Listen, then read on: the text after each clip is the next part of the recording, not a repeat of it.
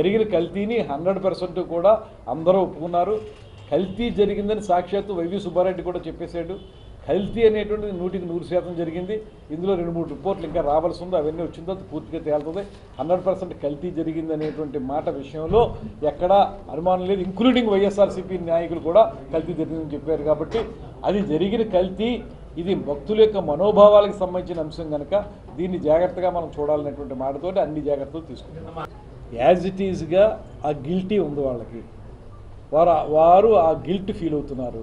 అందుకే ఇన్ఫార్మల్ టాక్స్లో వాళ్ళు చెప్పేసినటువంటి మాట ఏంటంటే ఇది మనకు మెడకు చుట్టుకుందనేటువంటి భావన వాళ్ళు వ్యక్తపరిచారు. అదేవిధంగా వాళ్ళందరూ ఏంటంటే తప్పు జరిగిపోయింది, దీని నుంచి మనం ఎలా బయటపడాలి, ఎలాగా మనం దొంగలం, మనం పారిపోతూ దొంగ అని అరవాలి, ఎలా అరవాలి అనే దాని మీద వాళ్ళు స్ట్రాటజిక్గా నడుస్తున్నారు. అదేవిధంగా మన జగన్మోహన్ రెడ్డి గారు చేసేటువంటి పర్యటనలు కూడా నిజంగా అవన్నీ కూడా డైవర్షన్ పాలిటిక్స్ అనేటువంటి మాట స్పష్టంగా తెలుస్తోంది. దాంతోపాటు ముఖ్యమైనటువంటి అంశం ఏంటంటే ఆయన చేయాల్సి వస్తే ఇలాంటి ఓదార్పు యాత్రలు కాదు, ప్రాయశ్చిత్త యాత్రలు చేయాలనేటువంటి వాళ్ళు మేము ముందు చెప్తానన్నాం. ఎందుకు ప్రాయశ్చిత్తం? ఆయన చేసిన తప్పులన్నింటికి ప్రాయశ్చిత్తం చేసుకునే విధంగా ఉండాలి తప్పితే ఆయన ఓదార్పు యాత్రలు చేయడానికి అర్హుడు కాదు.